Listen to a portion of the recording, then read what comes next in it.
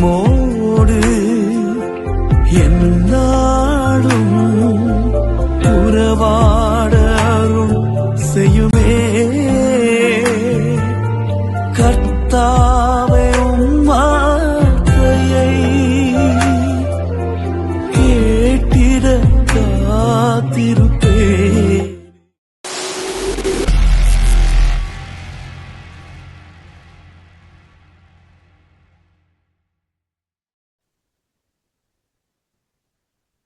நல்லது. மீண்டும் ஒரு ஆசீர்வதிக்கப்பட்டதான அதிகாலை வேளையில ஆண்டோடைய திரு சமூகத்துல வந்திருக்கிறதான ஒவ்வொரு தேவ ஊழியக்காலையும் தேவ பிள்ளைகளையும் என் ஆண்டவரும் இரட்சகரும் மீட்பருமா இருக்கிற இயேசு கிறிஸ்து நாமத்தினாலும் டெலிவரி மினிஸ்ட் சார்பாக உங்கள் அனைவரையும் அன்போடு இந்த அதிகாலை வேளையிலே வாழ்த்தி வரவேற்கிறோம்.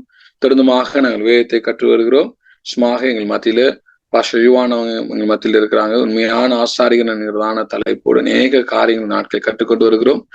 Pastor, welcome pastor. இது உங்களுடைய நேரம் பாஸ்டர்.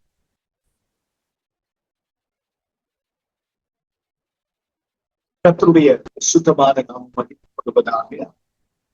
அருமை இரட்சகருமாய் இருக்கிற இயேசு கிறிஸ்துவின் வல்லமையுள்ள நாமத்தினாலே உங்களுக்கும் அன்பான வாழ்த்துக்களை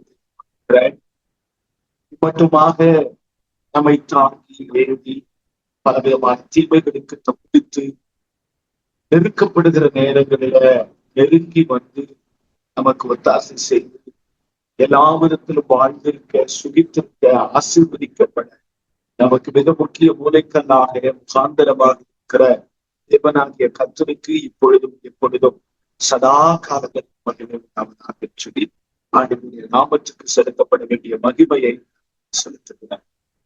இந்த நாட்களில் பரிசுத்தாவியானவர் நம்மோடு கூட மிக அற்புதமான வார்த்தைகள் மூலமாக நம்மை பேசி நமக்கு கற்றுத்தந்து நம்மை உருவாக்கி கொண்டிருக்கிறார், உருமாற்றிக் கொண்டிருக்கிறார். ரெண்டு விதமான அனுபவங்கள் உண்டு. ஒண்ணு, தேவனுடைய வார்த்தையை கேட்கிற அனுபவம். ரெண்டு, கேட்கிற வார்த்தையை செயல்களாக மாற்றுகிறது. இந்த ரெண்டு விதமான கூட்டத்தாரும் இன்றைக்கு தேசங்கள் எங்கிலும் இருக்கிறார். பொதுவாக ஆண்டவருடைய வார்த்தையை கேட்கிறவர்கள் ரொம்ப அதிகம்.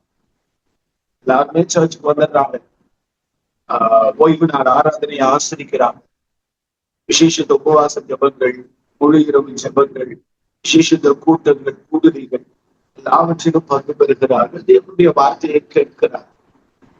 ஆனா அப்போஸ்தலர் யாக்கோபு சொல்றாரு, கேட்கிறவர்களாய் மாத்திரமல்ல அதன்படியே செய்கிறவர்களாய் இருங்கள் சொல்லி. சோ கேட்கிற தேவனுடைய வார்த்தையை செய்கையாக செயல்களாக மாற்றுகிறவர்கள் மிக சொற்பமானவர்கள். ஆனால் அந்த அனுபவத்தை தன்னுடைய வாழ்க்கையாக்கி கொள்ளுகிறவர்கள் எத்தனை பேர்களோ அத்தனை பேரும் பரலோக ராஜ்யத்தினாலே கனப்படுத்தப்படுகிறார். வேதம் சொல்லுகிறது, தேவனுடைய வார்த்தையை கை கொண்டு போதிக்கிறவன் பரலோக ராஜ்யத்திலே பெறுகிறவனாய்.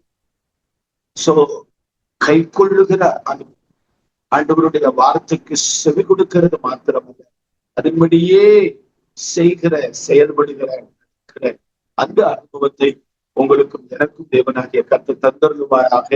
தேவனாகிய கர்த்தர் உங்கள் நடுவில் இருக்கிறார். நிச்சயமாகவே அவர் உங்களை ஆசீர்வதித்து எல்லா விதமான நன்மைகளையும் பெருக பண்ணுவார் என்பதில எந்த விதமான சந்தேகமும் இல்லை.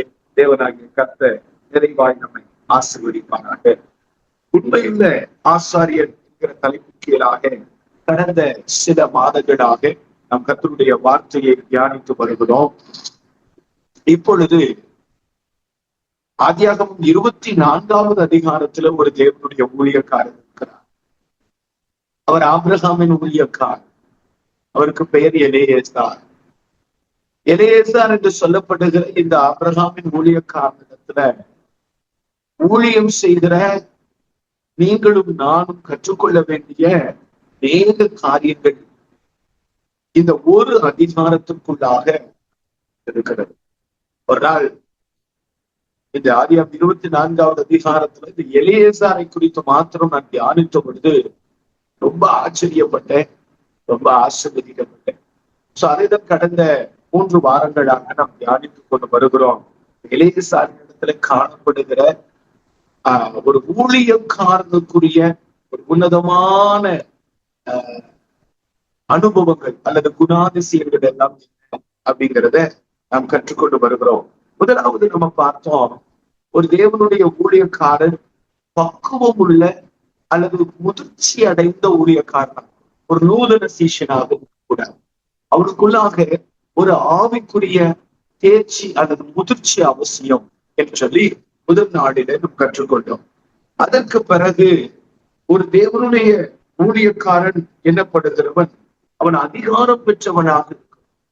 அவன் பணியில் அமர்த்தப்படுகிறது அல்லது ஊழியத்துல நியமிக்கப்படுகிறது மாத்திரமல்ல, ஊழிய பாதையில் அவன் அதிகாரம் பெற்றவனாக தன்னுடைய அதிகாரத்தை பிரயோகிக்கிறவனாக இருக்க வேண்டும். அதிகாரத்தை பிரயோகிக்கும் பொழுதுதான் அந்த ஊழியக்காரன் தேவனுடைய ராஜ்யத்துக்கு அடுத்த காரியங்களை செவையாய் செயல்படுத்த முடியும் என்கிற காரியங்கள். மூன்றாவது, கடந்த வாரத்தில் நம்ம என்ன பார்த்தோம் அப்படின்னு சொன்னா, ஒரு தேவனுடைய ஊழியக்காரன் உடன்படிக்கையின் ஊழியக்காரனாக இருக்கணும். அவன் உடன்படிக்கை செய்து கொடுக்கிறவனாக இருக்கணும். அவன் தேவனிடத்துல செய்யக்கூடிய உடன்படிக்கை ரொம்ப முக்கியம்.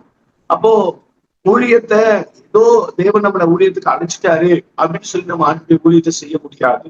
ஆண்டவர்கிட்ட ஆணையிட்டு கொடுப்பது, உடன்படிக்கை செய்வது, தேவனிடத்துல தீர்மானம் பண்ணி அதிலே நிலைத்திருக்கிற அனுபவங்கள், இதெல்லாம் நமக்கு முக்கியம்னு சொல்லி கடந்த வாரத்துல தியானிக்க கர்த்தர் நமக்கு உதவி செய்தார். இன்றைக்கு 4வது காரியத்தை நம்ம பார்க்க போகிறோம். இந்த ஆபிரகாமின் ஊழியக்காரனாகிய எலியேசர் ஆபிரகாமின் இடத்திலிருந்து அனுப்பப்படுகிறார். எதற்காக அனுப்பப்படுகிறார்? தன் மகனாகிய ஈசாக்குக்கு பெண் பார்க்கும்படி அனுப்பப்படுகிறார்.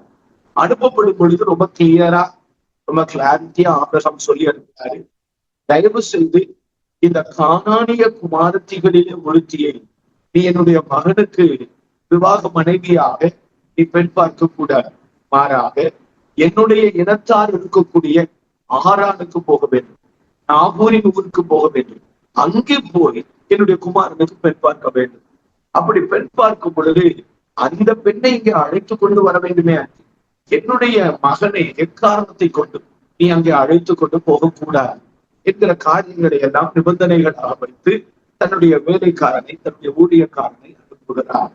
சோ இந்த காரியத்திற்கு ஆபிரகாமினிடத்துல உடன்படிக்கை செய்து கொடுக்கிற அந்த ஊழியக்காரன் அல்லது ஆணையிட்டு கொடுக்கிற அந்த ஊழியக்காரன் ஆணையிட்டு கொடுத்த வண்ணமாகவே ஆபிரகாமினுடைய இனத்தார் இருக்கக்கூடிய நாகூரின் ஊருக்கு, அதாவது மெசபத்தோமியாவுக்கு அவர் கடந்து போகிறார். பாருங்க, கர்த்தர் ஆபிரகாமை அழைத்த பொழுது ஆபிரகாம் கல்தேயர்களுடைய, அதாவது பின்னாட்களில் அழைக்கப்பட்ட பாபிலோனியர்கள் இருந்த ஊர் என்னும் பட்டணத்துல அவருடைய ஜென்ம பூமியாக, அதாவது சொந்த ஊராக இருந்த அந்த கல்தேயருடைய ஊர் பட்டணத்துல வாழ்ந்து கொண்டிருந்தார். அங்கு ஆபிரகாமுடைய சகோதரனாகிய ஆரான் மரித்து போகிறார். அதற்கு பிறகு தன் தகப்பனோடு தன்னுடைய மற்ற உற்றார் உறவினர்களோடு தன்னுடைய ஆடு மாடுகளோடு கூட அவர் கல்தேயருடைய ஊர் எனும் பட்டணத்திலிருந்து பயணித்து எங்க வர்றாரு அப்படின்னு கேட்டீங்கன்னா, ஆரான் என்று சொல்லப்படுகிற ஊருக்கு வருகிறார். ஆரான் அப்படின்னு சொல்லி, சோ இந்த ஆரான்ல இருந்து சில நாட்கள் கழிச்சு ஆபிரகாம் அங்கிருந்தும் அவர் வெளியே வந்துட்டார். அதுக்கு பிறகு அவர் ஒவ்வொரு ஊருக்கு ஆப்பிரையாளப்பட்ட காரியங்களை எல்லாம் நம்ம ஆதியாகமம் 12வது அதிகாரத்திலிருந்து வாசிக்கிறோம்.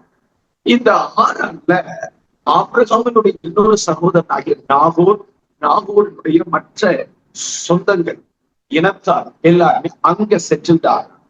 இப்ப ஆபிரகாம் தன்னுடைய வேலைக்காரனாகிய எலியேசார் தன்னுடைய மகனுக்கு பெண் பார்க்கும்படி அனுப்பும் பொழுது, இப்ப எலியேசார் சொல்லப்படுகிற ஊழியக்காரன் எங்கே புறப்பட்டு போகிறார் அப்படின்னு சொல்லி கேட்டீங்கன்னா, நாகூரின் ஊருக்கு தான் புறப்பட்டு போகிறார். பாருங்க, ஆதியாகமம் 24வது அதிகாரத்தினுடைய 10வது வசனத்தினுடைய பிற்பகுதியை நான் வாசிக்கிறேன்.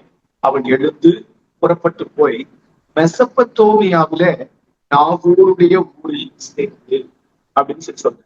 அப்போ ஆபிரகாமுக்கு என்ன ஆணையிட்டு கொடுத்தாரோ அதன்படியே இது எலியேசார் என்ன செய்கிறார் அப்படின்னு கேட்டீங்கன்னா, நாகூருடைய ஊருக்கு, ஆபிரகாமுடைய இனத்தார்கள் வாழ்ந்து கொண்டிருக்கிற ஊருக்கு, மெசபத்தோமியாவுக்கு அவன் புறப்பட்டு போகிறார்.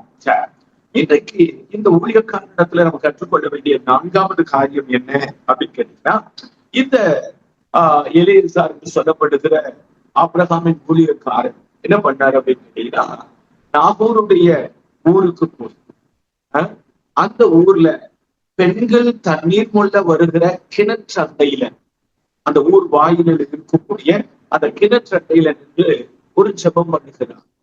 என்ன ஜெபம் பண்ணுகிறார் அப்படின்னு சொல்லி கேட்டீங்கன்னா, பாருங்க 13வது 14வது வசனத்தை நான் வாசிக்கிறேன். ஆதியாகமம் 24வது அதிகாரம் 13 மற்றும் 14வது வசனங்களை நான் வாசிக்கிறேன். இதோ நான் இந்த தண்ணீர் துறவண்டையில நிற்கிறேன்.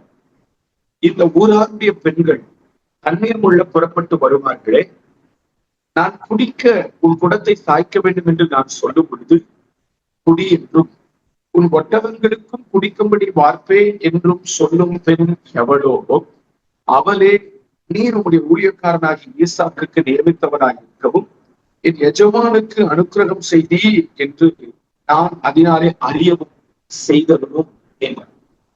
இந்த ஆபிரகாமினுடைய ஊழியக்காரன் அவரு செய்யக்கூடிய மிக முக்கியமான ஒரு காரியத்தை நம்ம இந்த பகுதியில வாசி என்ன அப்படின்னு கேட்டீங்கன்னா, ஆபிரகாம் தன் குமார் நாயகி ஈசாக்கு பெண் பார்க்கணும்னு அனுப்பி வச்சிட்டார். இந்த எலியேசார் அதிக ஞானமும் விவேகமும் பலமும் நிறைந்தவர், யுத்த யுக்திகள் நிறைந்தவர், யுத்த பயிற்சிகள் பெற்றவர், ரொம்ப டேலண்டட் மேன் ஆஃப் காட் அல்லது மேன் ஆஃப் அப்ரஹாம். அப்ரஹாமனுடைய வேலைக்காரர்களே ரொம்ப திறமை பெற்றிருக்கிற ஒரு ஊழியக்காரன். அப்படிப்பட்ட இந்த எலியேசார் தன்னுடைய ஞானத்தையும் சாமர்த்தியத்தையும் வைத்து, தனக்கு இருக்கிற அறிவு பெருக்கத்தை வைத்து தன்னுடைய எஜமானுடைய குமாரனுக்கு பெண் பார்க்கிறார். அந்த ஊருக்கு போய் அந்த ஊரினுடைய தண்ணீர் துறவண்டையில அந்த மேன் ஆஃப் காட் அல்லது மேன் ஆஃப் அப்ரஹாம், அப்ரஹாமனுடைய வேலைக்காரர்களே ரொம்ப திறமை பெற்றிருக்கிற ஒரு ஊழியக்காரன். அப்படிப்பட்ட இந்த எலியேசார் தன்னுடைய ஞானத்தையும் சாமர்த்தியத்தையும் வைத்து, தனக்கு இருக்கிற அறிவு பெருக்கத்தை வைத்து தன்னுடைய எஜமானுடைய குமாரனுக்கு பெண் பார்க்கிறார்.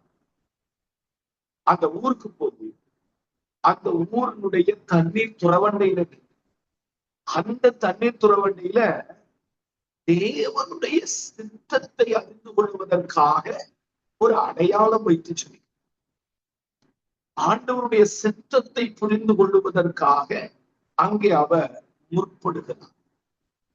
இல்ல, புரிந்து கொள்ளுங்க, தேவனுடைய ஊழியர்களாக இருக்கிற நீங்களும் நான் ஊழியக்காரங்க மட்டும் இல்ல, ஏசப்பாவுடைய ரத்தத்தினாலே கழுவப்பட்ட ரட்சிக்கப்பட்ட எல்லா தேவ பிள்ளைகள் ஒரு காரியத்துல எப்பவுமே அதிக ஷார்ட் பார்க்கணும்.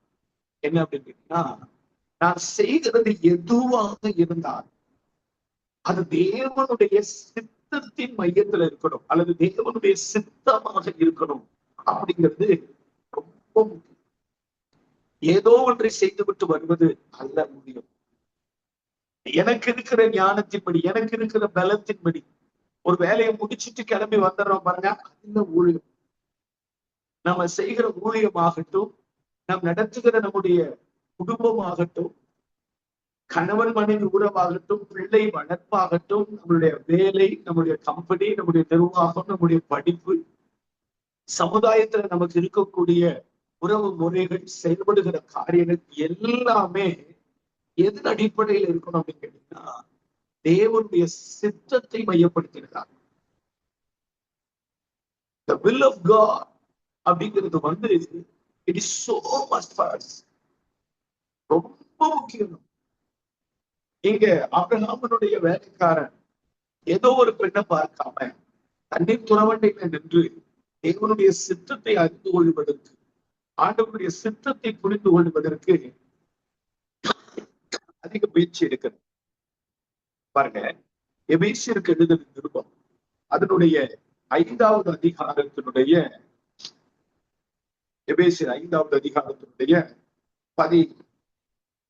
17வது வசனத்தை வாசிக்கிறோம் பாருங்க. எபேசியர் 5:17, ஆகையால் நீங்கள் மதியற்றவர்களாயிராமல் கர்த்தருடைய சித்தம் என்னதென்று உணர்ந்து கொள்ளுங்கள்.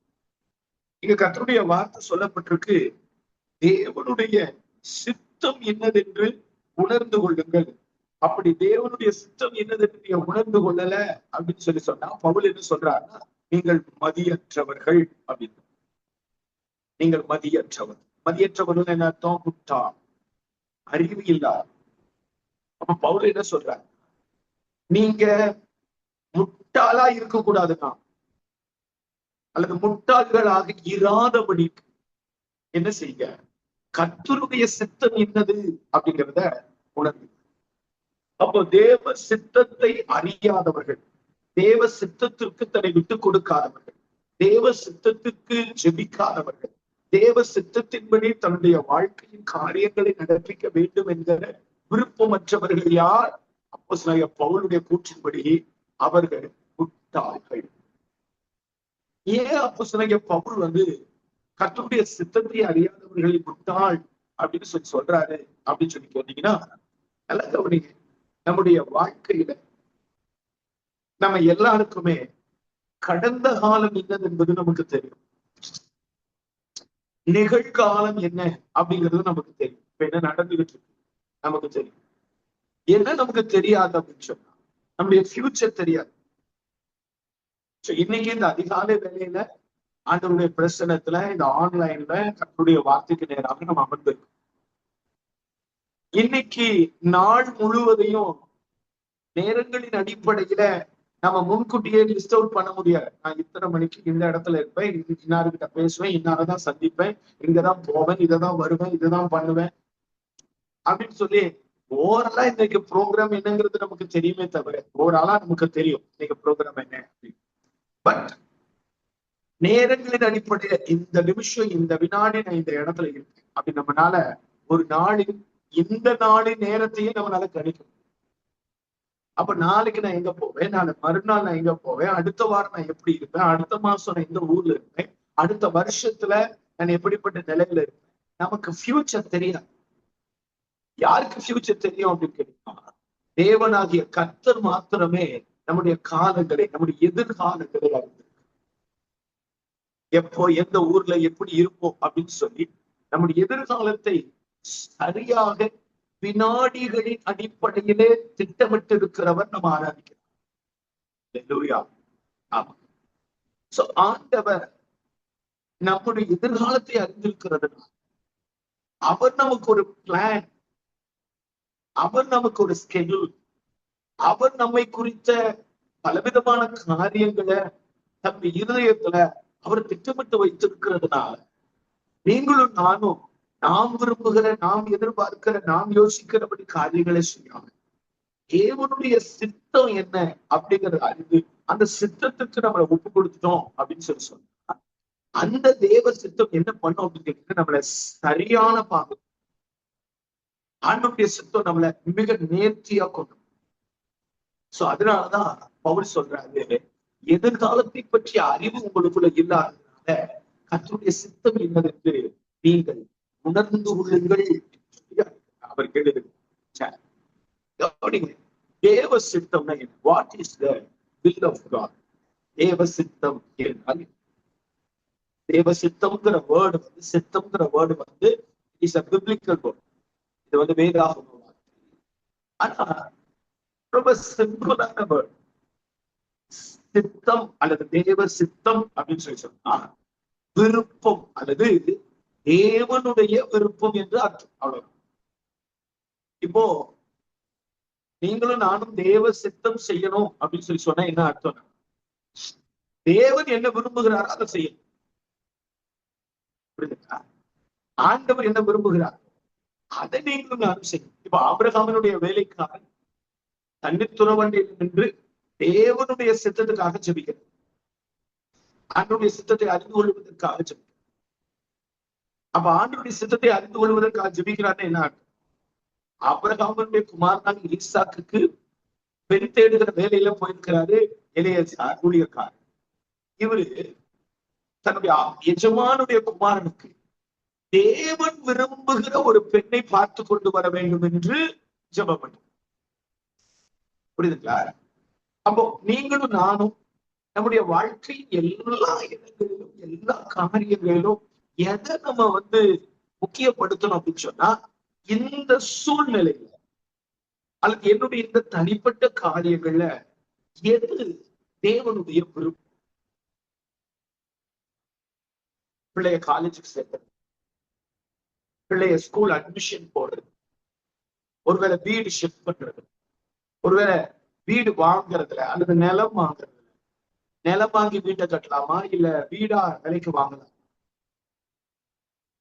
சோ இது என்ன ஒரு காரியம் உங்க வாழ்க்கையில நீங்க முடிவெடுக்கிறதா அல்லது ஊழியம்,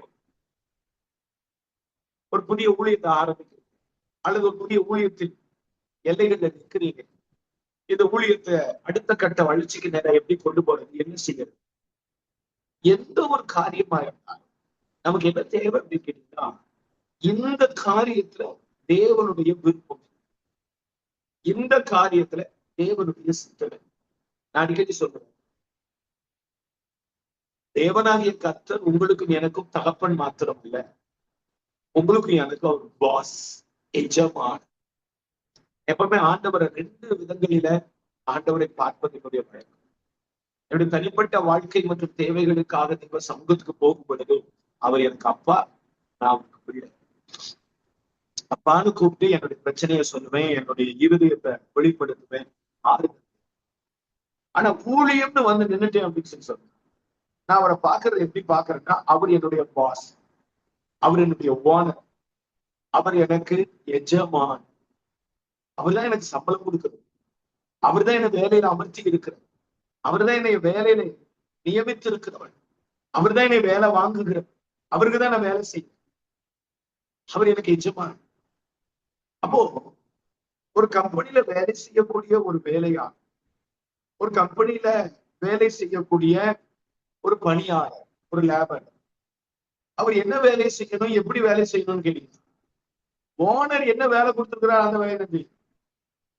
ஓனர் அந்த வேலையை எப்படி செய்ய சொல்லியிருக்காரோ அப்படிதான் செய்யும். ஓனர் என்ன ஷிப்டுக்கு வர சொல்லியிருக்காரோ அந்த ஷிப்டுக்கு தான் வரும். புரியுதுங்களா? அந்த கம்பெனியினுடைய ஓனர் அவருக்கு என்ன ஊழியத்தை என்ன வேலையை கொடுத்திருக்கிறாரோ அந்த வேலையை தான் செய்யும். மேனேஜரா வேலை கொடுத்திருக்கிறாருன்னா மேனேஜருக்குரிய வேலை செய்யும்.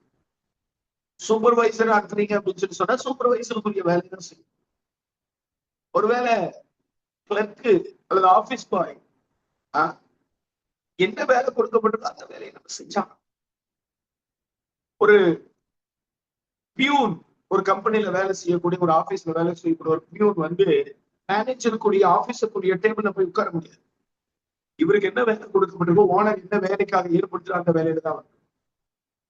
சோ நம்முடைய வாழ்க்கையில ஒரு காரியத்தை புரிந்து கொள்ளுங்க, எந்த ஒரு காரியமாக இருந்தாலும், not only in ministry, ஊழியத்தில் மட்டும் இல்லை, even in our family life also, தேவனுடைய சித்தம் என்னது என்பதை நாம் சரியாக உணர்ந்து கொள்ள.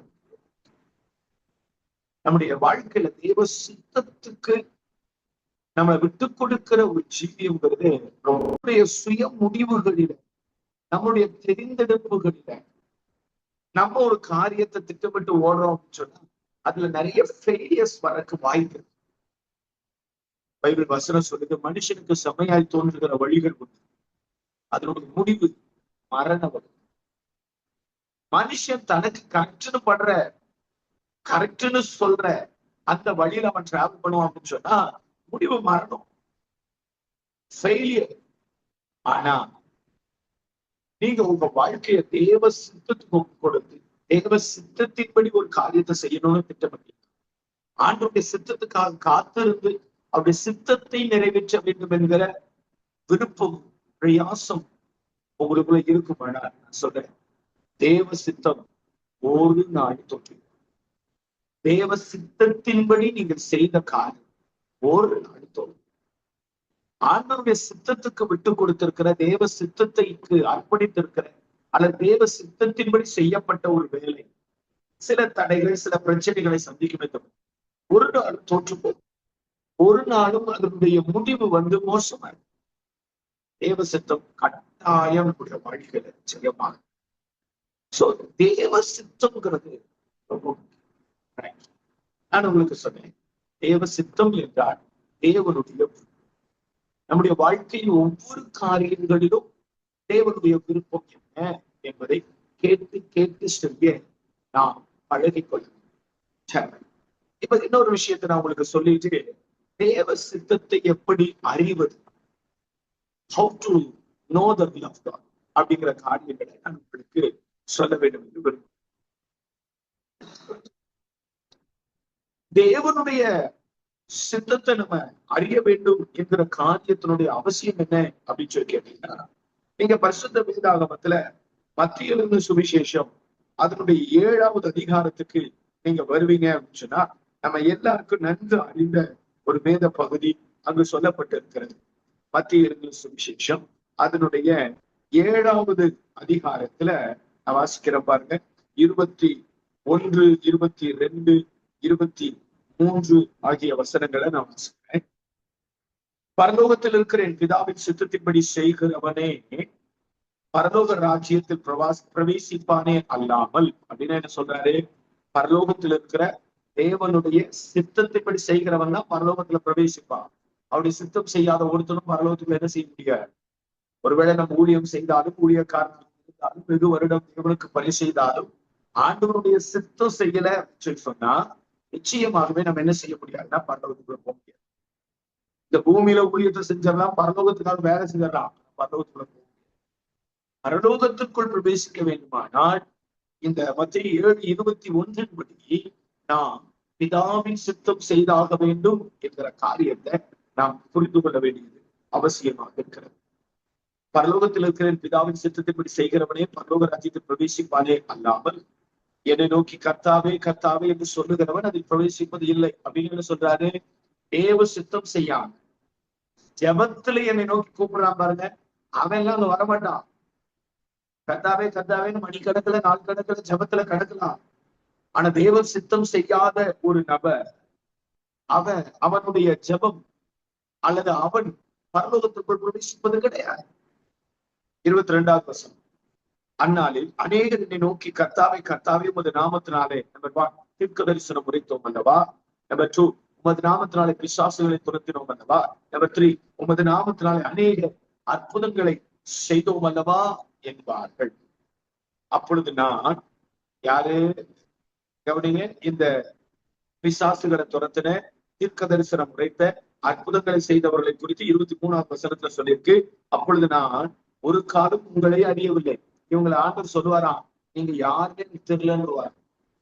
ஒரு காலமும் நான் உங்களை அறியல. நீங்க ஊழியம் செய்த நாட்கள், ஊழியத்துக்கு வந்த நாட்கள், அற்புதம் செய்த நாட்கள், தீர்க்க தரிசனம் உரைத்த நாட்கள், பிசாசுகளை துரைத்த ஒரு காலமும் எனக்கு உங்களை தெரியும். அக்கிரம செய்கைக்காரர் என்னை விட்டு அகன்று போங்கள் என்று அவர்களுக்கு சொல்லுங்க. அப்படிங்க இந்த 22வது வசனத்துல சொல்லப்பட்டிருக்கிற இந்த 3 விதமான கூட்டத்தார் யாருன்னு கேட்டீங்கன்னா, உங்களை போல என்ன போல தேவனுடைய ஊழியத்தை செய்கிறவங்க, ஊழியக்காரன். அதுவும் சாதாரணமான ஊழியக்காரங்க, அற்புத அடையாளங்களோடு ஊழியத்தை நிறைவேற்றுகிறோம், வல்லமையுள்ள ஊழியத்தை செய்கிறவங்க.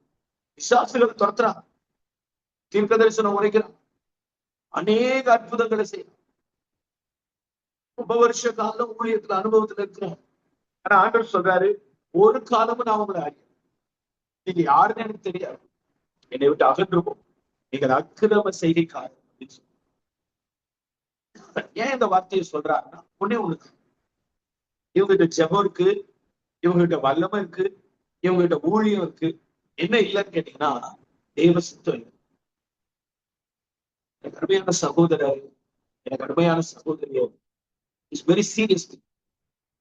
நம்ம ஆண்டவருடைய ஊழியத்துல இருக்கிறோம், நம்ம கையில கர்த்தருடைய ஊழியம் இருக்கு, ஜெபம் இருக்கு, நம்ம ஆண்டவருடைய ஊழியத்தை வல்லமையோட செஞ்சுக்கிட்டு இருக்கிறோம், வரங்களை வெளிப்படுத்துறோம். பல பேர் உங்களையும் என்னையும் தேடி வந்து, மாஸ்டர் உங்களாலதான் ஆசீர்வதிக்கப்பட்டிருக்கிறேன்னு சொல்லுகிறது ஒண்ணு. நம்ம கிட்ட பல கிலோமீட்டர் தாண்டி ஜெபிக்கிறதற்காகவே நம்ம கிட்ட வருகிறது ஒண்ணு. நாளைக்கு என்கிட்ட ஜெபிக்கிறதுக்காக 400 கிலோமீட்டருக்கு அப்பால இருந்து, 400 கிலோமீட்டர் 300 கிலோமீட்டருக்கு அப்பால இருந்து ஒரு ஃபேமிலி நாளைக்கு எங்கிட்ட ஜெபிக்கிறதற்காக வர்றாங்க. ஒரு அரை மணி நேரம் அல்லது 1 மணி நேரம் எனக்கு வந்து சந்திச்சு என்கிட்ட பேசி ஜெபம் பண்ணிட்டு போறதுக்காக they are planned to travel 300 kilometers to meet me. அப்போ ஏன் இதெல்லாம் நடக்குதுன்னு கேட்டீங்கன்னா, நம்முடைய ஊழியங்களில தேவன் கிரியை செய்யற இதெல்லாம் நடக்குது. ஆனா நான் சொல்றேன், இந்த வல்லமை வெளிப்படுகிறதோ, வரங்கள் வெளிப்படுகிறதோ, தீர்க்க தரிசனம் வெளிப்படுகிறா, இதெல்லாம் ஆண்டவர் மேட்டராவே பார்க்கறது. அதெல்லாம் ஜனங்களுடைய ஆசீர்வாதத்துக்காக நம்ம விரும்பினாலும் விரும்பாவிட்டாலும் நம்ம அப்பா யாருன்னு கேட்டீங்கன்னா கழுத வாயை திறந்து தீர்க்கதரிசிக்கு பேசுகிறோம். நீங்களும் நானும் கர்த்தருடைய ஊழியத்துல இல்லை அப்படின்னு சொன்னா ஆண்டவர் கழுதையவோ நாயையோ வைத்து கூட ஆண்டவருடைய ஊழியத்தை செஞ்சிடுவேன். நம்ம ஊழியத்துல இருக்கிறோம். ஊழியத்துல இருக்கிற நம்ம கிட்ட இருந்து வெளிப்படுகிற மரங்கள், வல்லமைகள், நம்ம கிட்ட இருந்து நம்ம கையில இருக்கிற ஊழியத்தினுடைய விசாலம், விரிவாக்கம், இதெல்லாம் ஆண்டவருக்கு ஒரு மேட்டரே இல்லை. நம்ம செய்யற கர்த்தருடைய ஊழியத்தை தேவ சித்தத்தின்படி செய்கிறோம். நான் ஒரு சம்பவம் சொல்றேன். அந்த சம்பவத்தை நீங்க தயவு செஞ்சு சரியா கவனமா கேளுங்க, உங்களுக்கு அது விளங்கும். ஒரு தேவனுடைய ஊழியக்காரர், அவர் தன்னுடைய 24வது வயதுல முழு நேர ஊழியத்திற்கு தன்னை அர்ப்பணித்து வந்தவர். இப்ப அவருக்கு வயசு 74 கடக்குது. 50 வருட காலம் கர்த்தருடைய ஊழியத்துல இருந்து இந்த 50 வருட காலம் அவர் செய்யாத ஊழியமே கிடையாது, போகாத ஊரே கிடையாது. நிறைய ஊழியர்கள் செஞ்சு ரொம்ப ஃபெமிலியரான ஊழியக்காரர், அநேகரால் அறியப்பட்டிருக்கிறார். அவருடைய பேர் சொன்னாலே எல்லாருக்கும் தெரியும். ரொம்ப வருஷ கால ஊழியத்துல இருக்கிறதுனால ரொம்ப பிஸி ஸ்கெடியூல்ல ஊழியர் செய்யறோம். இப்ப 50 வருட கால ஊழியத்தை முடிக்கிறார். 74 விட்டு 75வது வயதுக்குள் பிரவேசிக்கிறார். அவருக்கு ஒரு ஆசை. என்ன ஆசைன்னா 50 வருஷம் ஊழியம் செஞ்சிருக்கிறோம், இந்த 50 வருட கால ஊழியத்துல ஆண்டவர் எனக்கு என்ன மார்க் வச்சிருப்பார், எனக்கு என்ன கிரெடிட்ஸ ஆண்டவர் வச்சிருப்பார், இந்த 50 வருஷ கால ஊழியத்துல தேவன் எனக்கு என்ன மதிப்பீடு வைத்திருக்கிறார், அதை அறிந்து கொள்ளணும் அப்படின்னு ஒரு சின்ன ஆசை. அதை விரும்பினார். ஜெபமும் செஞ்ச, ஆண்டவரை 50 வருஷம் ஊழியத்தை முடிச்சுட்டு இன்னும் கொஞ்சம் வருஷத்துல நான் உங்க சமூகத்துக்கு வர போறேன். இந்த பூமியிலேயே நான் செஞ்ச ஊழியத்துக்கு எனக்கு என்ன ரிவார்ட் நீங்க வச்சிருக்கிறீங்கன்னா I want to know that, நான் அறிந்து கொள்ள வேண்டும் என்று விரும்புகிறேன் அப்படின்னு சொல்லி அவரு ஜெபம் பண்ணினார், விரும்பினார், ஆசை. ஒரு நாள் ராத்திரி தன்னுடைய ஜெபத்தை முடிச்சுட்டு படுக்கையில இடைப்பாரி கொண்டிருக்கும் பொழுது, தூங்கி கொண்டிருக்கும் பொழுது அவருக்கு ஒரு சொப்பனம் வந்துச்சு.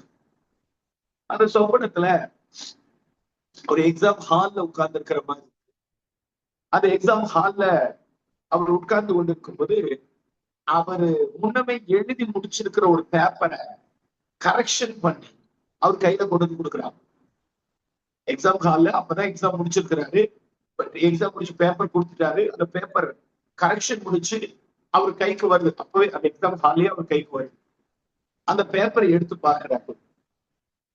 அந்த பேப்பர்ல பார்த்தா அவருடைய மார்க் போடப்பட்டிருக்கு 100க்கு 3 மதிப்பெண். Just single digit 3 out of 100. இந்த பேப்பர்ல மார்க்க பார்த்த உடனே அவருக்கு சொப்பனமும் கலந்துருச்சு, தூக்கமும் கலந்துருச்சு. உடனே எதிர்த்து உட்கார்ந்து யோசிக்கிறாரு, நமக்கு ஒரு சொப்பனம் வந்துச்சு, மார்க்கு போடப்பட்ட பேப்பர் நம்ம கையில கொடுக்கப்பட்டுச்சு, 100க்கு 3 மார்க். அவருக்கு புரிஞ்சிருச்சு. ரீசன்ட் டேஸா ஆண்டவர்கிட்ட கேட்டுட்டு இருக்கிறோம், என் ஊழியத்துக்கு எனக்கு என்ன ரிவார்டு வச்சிருக்கு, எனக்கு என்ன கிரெடிட்ஸ் வச்சிருக்கேன், எனக்கு என்ன மார்க் போட போறீங்க அப்படின்னு சொல்லி கேட்டுக்கிட்டு இருக்கிறோம். ஆண்டவர் தான் நமக்கு இந்த சொப்பனத்தை கொடுத்தாருன்னு சொல்லி ஆண்டவரிடத்துல முறையிட ஆண்டவரை என்ன சொப்பனம் இது, 100க்கு 3 மார்க், யாருக்கு? எனக்கா? 50 வருஷ காலத்துல என்னெல்லாம் ஊழியம் செஞ்சிருக்கு, எத்தனை நாடுகளுக்கு போயிருக்கு, எத்தனை படைமுயற்சி கூட்டங்களில பேசியிருக்கிற, எத்தனை படைமுயற்சி கூட்டங்களை நடத்தி இருக்கிறேன், எத்தனை வேதாகம கல்லூரிகளுக்கு நான் போயிருக்கேன், எவ்வளவு சர்ச்சஸ்ல பேசியிருக்கிறேன், எத்தனை சர்ச்சஸ் கட்டி கொடுத்துருக்கிறேன். இதுக்கு போறாங்க. இந்த 3 பேரையும் என்ன பண்ணாங்க கேட்டீங்கன்னா, அந்த ஸ்தாபன தலைமை தலைவர் அவர்கிட்ட கொண்டு போய் நிறுத்துறாங்க. ஐயா, நாங்க இன்டர்வியூ பண்ணி இந்த 3 பேரை செலக்ட் பண்ணியிருக்கிறோம். இந்த 3 பேர்ல நீங்க யார் ஒருவரை தெரிந்து கொள்ளணும்னு நினைக்கிறீங்களோ அவங்களை தெரிந்து கொள்ளலாம், நீங்க 2 பேரும் நம்ம வீட்டுக்கு அனுப்பிச்சிடலாம் அப்படின்னு சொல்லி. அப்போ அந்த ஸ்தாபன தலைவர் என்ன பண்ணாருன்னு கேட்டீங்கன்னா, 3 ரோஜா பூ செடிகளை கொண்டு வரும்படி சொன்னார். உடனே 3 செடிகளை கொண்டு வந்தார். அத 3 பேர் கையிலையும் கொடுத்துட்டு, நீங்க போய் நம்முடைய ஆலயத்தின் பின்புறத்தில் இருக்கிற தோட்டத்துல இது தலைகீழாக நட்டு விட்டு வாங்க அப்படின்னு சொன்னார். சொல்லிட்டு இவர் போயிட்டாரு, தலைவர் போயிட்டாரு. 3 பேர் ரோஜா பூ செடியை கையில வாங்கிட்டு அவர் சொன்ன வார்த்தையை நினைவு கூறுறாங்க. முதல்ல இருக்கிறவன் யோசிச்சான், தலைகீழ நடக்கும். இவரு நம்மளை டெஸ்ட் பண்ற, இவரு தானே ஃபைனல் இன்டர்வியூ, நம்ம நம்மளை செக் பண்ணி பாக்குற. நம்ம தப்பா ஒரு காரியத்தை சொன்னா அதை சரியா செய்யறான்னு பாக்கணும் அப்படின்னு சொல்லி நம்மள டெஸ்ட் பண்றாருன்னு சொல்லி வேகமா ஓடி போய் அந்த செடியை நேராக நட்டு வச்சுட்டு வந்துட்டான். 2வது இருக்கிறவன் யோசிச்சான், இவர் நம்மள இன்டர்வியூ பண்றதுக்காக இந்த காரியத்தை செய்யறாரு, அதனால நம்ம எப்படிப்பட்டவர்கள் அப்படிங்கிறத இவர் புரிந்து கொள்ள வேண்டும் என்று விரும்புகிறார். எந்த ஒரு காரியத்தை நம்ம ஒரு தடவைக்கு 2 தடவை கேட்டு செய்யற பழக்கத்தை நம்ம ஏற்படுத்திக்கிறோம். அதனால இத கையிலேயே வச்சிருப்போம். அவர் திரும்பவும் வந்ததுக்கு பிறகு, ஐயா நீங்க தலைகீழாக நட்டுட்டு வர சொன்னீங்க, உண்மையிலே தலைகீழ தான் நடணுமா, அல்லது எப்படி நடணும், எங்க நடணும், என்ன காரியம் சொல்லி ரொம்ப டீட்டெயிலா கேட்டுட்டு அப்புறமா அதை நடலாம்னு சொல்லி அவன் கையிலேயே வச்சுக்கிட்டு. 3வது நபர் என்ன யோசிச்சான், இவர் நம்மளை இன்டர்வியூ பண்றதுக்காக தான் இதை செய்ய சொல்றாரு, தலைகீழ நட சொல்லிட்டு போயிருக்கிறாரு, எதுக்கு அவர் சொன்னாரு, ஏன் அப்படி சொன்னாரு நமக்கு தெரியாது, அவர் தலைவர், நம்ம இந்த கேள்விகளை எல்லாம் கேட்கவும் கூடாது, அதனால போய் தலைகீழ நட்டுட்டு வந்துருவோம் அப்படின்னு சொல்லி 3வது நபர் என்ன பண்ணான்னா போய் தலைகீழ நட்டுட்டு வந்துட்டார். ஒரு அரை மணி நேரத்துல தலைவர் வந்தாரு. வந்து கேட்டாரு முதல் நபரை பார்த்து, ஐயா நீங்க தலைகீழ நட சொல்லி என்னை செக் பண்ணீங்க, நான் அதை நேரா சரியா நட்டுட்டு வந்திருக்கிறேன் அப்படின்னு. 2வது நபர் சொன்னா, ஐயா எந்த ஒரு காரியத்தையும் தெளிவுபடுத்தி கொண்டு செய்யறது நல்லது, அதனால நீங்க தலைகீழ நட சொன்னீங்க, உண்மையிலே தலைகீழ தான் நடணுமா, தோட்டத்துல எந்த இடத்துல நடணும், எப்படி நடணும், என்ன செய்யணும் அப்படிங்கறத நான் உங்கள்கிட்ட கிளாரிஃபை பண்ணிட்டு செய்யலாம்னு வெயிட் பண்ணிருக்கிறேன் அப்படின்னு சொன்னேன். 3வது நபர் சொன்னா, ஐயா நீங்க தலைகீழ நட சொன்னீங்க, ஏன் நட சொன்னீங்கன்னு எனக்கு தெரியாது, நீங்க சொன்னீங்க அதை நான் அப்படியே செஞ்சுட்டேன், தலைகீழ நட்டுட்டு வந்துட்டேன் அப்படின்னு சொல்லிட்டு அவன் சொன்னான். ஸ்தாபன தலைவர் யோசிச்சாரு. 3வது நபருக்கு யூ ஆர் செலக்டட் அப்படின்னு சொல்லிட்டு மீதி முதல் 2 பேரை வீட்டுக்கு. ஸ்தாபன தலைவர் என்ன விரும்புகிறார், என்ன எதிர்பார்க்கிறார்னா, நான் என்ன நினைக்கிறேனோ, நான் என்ன விரும்புகிறேனோ, நான் என்ன சொல்லுகிறேனோ அதை அப்படியே செய்வதற்கு ஆண்டு. கவனிங்க, ஆண்டவருடைய ஊழியத்தில் இருக்கிற நீங்களும் நான் தேவனுடைய சித்தத்தின்படி, அவர் விரும்புகிறபடி, அவர் சொல்லுகிறபடி இது ஆண்டவருடைய ஊழியத்தை செய்யும். உடைய நாமத்தினால தீர்க்க தரிசனம் உடைத்தோம், உடைய நாமத்தினால அற்புதங்களை செஞ்சோம், உடைய நாமத்தினால பிசாசுகளை துரத்தணும், பெரிய ஊழியம் செஞ்சோம், பெரிய சர்ச்சு கட்டணும், நிறைய இடத்துக்கு ஊழியத்துக்கு போனோம், அங்க அவங்களை சந்திச்சோம், இங்க இவங்களை சந்திச்சோம். ஆண்டவர்களே இதெல்லாம் என் சித்தத்தின்படி செஞ்சியா? Are you completed your work by my will of God? என்னுடைய சித்தத்தின்படி உங்களுடைய ஒர்க்கை நீ டாஸ்கை கம்ப்ளீட் பண்ணி முடிச்சிருக்கியா? இதுதான் தேவனுடைய கேள்வியாக புரியுதுங்களா? அப்போ நம்ம என்ன புரிந்து கொள்ளணும், கர்த்தருடைய ஊழியத்தை அவருடைய சித்தத்தின்படிதான் செய்யும், அவர் விரும்புகிறபடிதான் செய்யும். கவனிங்க, தேவன் கொடுக்கிற தரிசனம் ஒண்ணு இருக்கு. தரிசனம் மீன்ஸ் ஆண்டவர் நம்ம செய்யும்படிக்கு நமக்கு கொடுக்கப்படுகிற நம்ம இதுக்கு முன்னாடி தரிசனத்தை பத்திலாம் நம்ம கிளாஸ்ல கற்றுக்கொண்டோம். சோ தேவன் நாம் செய்யும்படிக்கு நமக்கு கொடுக்கக்கூடிய வேலைக்கு பேர் தான் தரிசனம். தரிசனம் என்ன? ஆண்டவர் ஒரு குறிப்பிட்ட பட்டணத்தை நமக்கு காண்பிக்கிறார், ஒரு கிராமத்தை காண்பிக்கிறார், அந்த கிராமத்துல செய்ய வேண்டிய ஊழியங்களை ஆண்டவர் நமக்கு சொல்லுகிறார், அந்த கிராமத்துல இத்தனை ஜனங்களை ஒருங்கிணைத்து சபையை ஸ்தாபிக்கணுங்கிற ஒரு பெரிய வேலையை கர்த்தர் நம்ம கையில் கொடுத்திருக்கிறான்னு வச்சுக்கோங்க. இந்த தரிசனத்தை நீங்களும் நானும் நிறைவேற்றுவதற்கு இந்த தரிசனத்துக்கான திட்டங்களை நம் கையாளும். நான் என்ன சொல்றேன், தரிசனம் தேவனுடையது அப்படின்னு சொன்ன இந்த தரிசனத்தை அடைவதற்கு நீங்க செயல்படக்கூடிய திட்டமிடக்கூடிய சில வேலைகளுக்கு பதிலா தரிசன திட்டங்கள். இந்த தரிசன திட்டங்களையும் தேவனிடத்திலேயே வாங்குங்க. அப்பதான் நம்ம தேவனுடைய தரிசனத்தை தேவ சித்தத்தின்படி செய்யும். இப்ப ஆண்டவர் பல வருடத்திற்கு முன்பதாக என்கிட்ட சொன்னார், 12 கோடி ஜனங்களை இந்த ஊழியத்தின் மூலமா நான் சந்திக்க போகிறேன். சோ கெட் ரெடி, நீ ஆயத்தமா, 12 கோடி ஜனங்களை சந்திக்கிறேன். அப்ப நான் இந்த கொரோனா காலத்துல உட்கார்ந்து அழுக ஆண்டவர்கிட்ட, என்ன ஆண்டவரே, சர்ச்செல்லாம் மூடிட்டாங்க, ஊழிய பயந்து நடக்காதுங்கிறாங்க, வெளியே வரக்கூடாதுங்கிறாங்க, ஜனங்களை சந்திக்க கூடாதுங்கிறாங்க, இனி அவ்வளவுதான், பெரிய பெரிய மாஸ் காங்கிரிகேஷன் எல்லாம் கேதர் ஆகக்கூடாது, சபை கூட இனி வந்து கொஞ்சம் கொஞ்சம் பேரை வச்சுதான் சபை நடத்தணும் அப்படின்லாம் சொல்லிக்கிறாங்களே, என்ன ஆண்டவரே பண்றது, நீங்க எனக்கு கொடுத்துக்கிற தரிசனம் ரொம்ப பெருசு அப்படின்னு சொல்லிட்டு என்ன செய்யறது அப்படின்னு சொல்லி ஜெபம் பண்ணிட்டு ஆண்டு சொல்றாரு, 12 கோடி ஜனங்களை சந்திக்கிறதுக்கு 12 கோடி கைப்பிரதிகளை வெளியே கொண்டு வாங்க, 12 கோடி டிராக்ஸ வெளியே கொண்டு வாங்க அப்படின்னு சொல்லி. சோ 12 கோடி டிராக்ஸ்,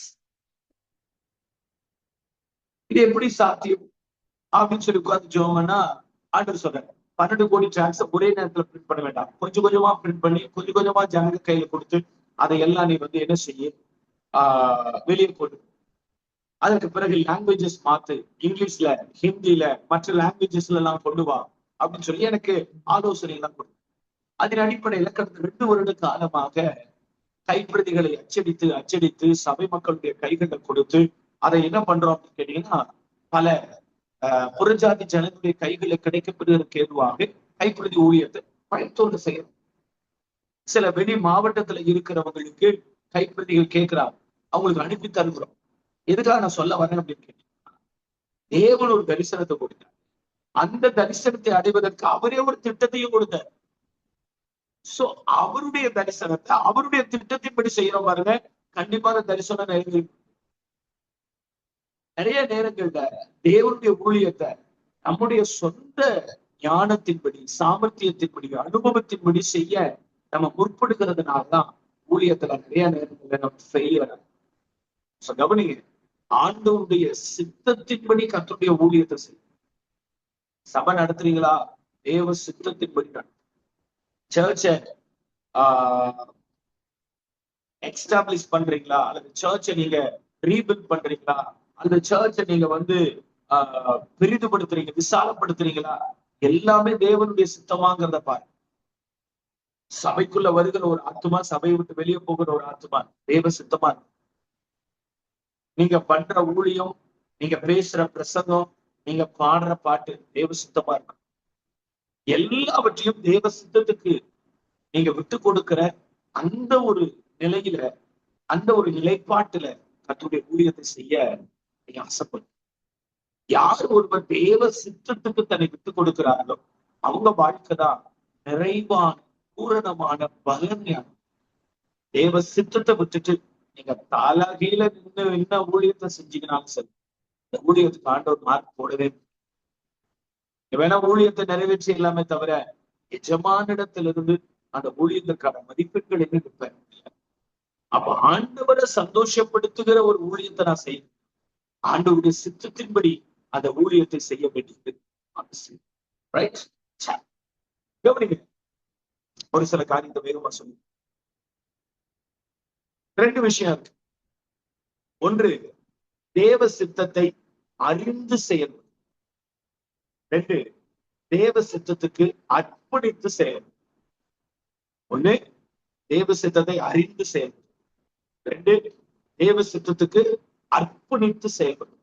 முதல்ல 2வது விஷயம். நிறைய நேரங்கள்ல நம்மனால, இப்ப நான் உங்கள்கிட்ட பேசிட்டு இருக்கும் பொழுதே உங்களை சில பேருக்கு என்ன தோணும் அப்படின்னு கேட்டீங்கன்னா, கரெக்டு தான் பாஸ்டர், பட் தேவ சித்தத்தை எப்படி அறியுது? தேவ சித்தத்தை என்னால அறிய முடியல, எனக்குள்ள நிறைய குழப்பம், எனக்குள்ள நிறைய பிரச்சனை, என்னால உட்கார்ந்து ஜெபிச்சாலும் என்னால ஆண்டவருடைய சத்தத்தை கேட்டு என்னால தேவ சித்தத்தை அறிய முடியல, இப்ப நான் என்னதான் செய்யறது அப்படின்னு சொன்னா, அதுக்குதான் 2வது காரியம், தேவ சித்தத்துக்கு அர்ப்பணித்து செய். அடிக்கடி ஒரு வார்த்தையை சொல்லுங்க, ஆண்டவருடைய சித்தத்தின்படி, உங்களுடைய சித்தத்தின்படி எனக்கு கொண்டு போகும், உங்க சித்தத்தின்படி இந்த காரியத்தை வாய்க்கு செய்யும், உங்க சித்தத்தை நிறைவேற்று, உங்க சித்தம் நிறைவேறட்டும், உங்க சித்தம் வாய்க்கட்டும். இந்த வேர்டை அடிக்கடி பயன்படுத்து. அதனால என்னுடைய ஊழியத்தின் ஆரம்ப காலத்துல ஆண்டவருக்கு சொன்ன வார்த்தை, ஆண்டவரே உங்க சித்தத்துல என்னை கொண்டு போங்க. என் விருப்பம் உங்க சித்தத்துக்கு மாறா இருந்துச்சுன்னா என்னை கட்டாயப்படுத்தி ஆகிற உங்க சித்தத்துக்குள்ள கொண்டு, என்னை கம்பல் பண்ணி என்னை பலவந்தம் பண்ணி ஆகிற உங்க சித்தத்துக்குள்ள கொண்டு போயிடுங்க. உங்க சித்தம் இல்லாத ஒரு காரியத்தை நான் செய்ய விரும்புவேன். பலமுறை பிச்சோம். ஏன்னா சில நேரங்கள்ல சில காரியத்துல நம்மளால தேவ சித்தத்துக்கு நம்ம விட்டு கொடுக்க முடியாது. எக்ஸாமனை தோட்டத்துல இயேசு ஜெபம் பண்றாரு பாருங்க, இந்த பாத்திரம் என்னை விட்டு நீங்க கூடுமானம் நீங்க பிடிச்சு. அவர் எந்த பாத்திரம்னு சொல்லி எந்த பாத்திரத்தை ஜெபம் பண்றாரு தெரியுங்களா? அந்த அவர் மறிக்கிறதுக்காக வந்து பாருங்க, அந்த மரணம் என்று சொல்லப்படுகிற அந்த முழு சூழ்நிலையும் தன்னை விட்டு விலகட்டும்னு ஜெபிக்கிறார். அப்படி ஜெபிக்கிறதுக்கு காரணம் அவர் பயப்படவே இல்லை. மார்க்கில் இருக்கு, அவர் திகிலடைய தொடங்கினார், திகிலடையவும் வியாகுலப்படும் தொடங்கினார். பட் அந்த திகில் என்னன்னு கேட்டீங்கன்னா மரண பயம் கிடையாது. பிதாவினுடைய உறவு துண்டிக்கப்பட போகிறது